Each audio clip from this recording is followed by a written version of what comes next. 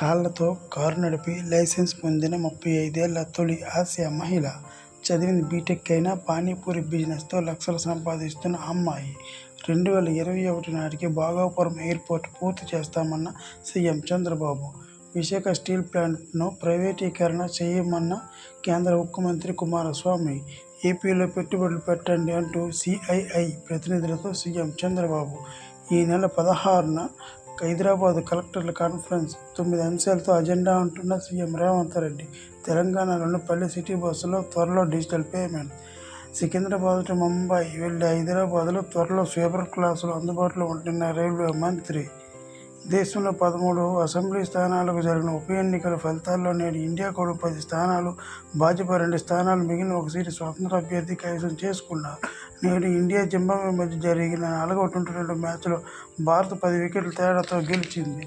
తొలి వార్తల కోసం నా ఛానల్ చూస్తూ ఉండండి. జై హింద్.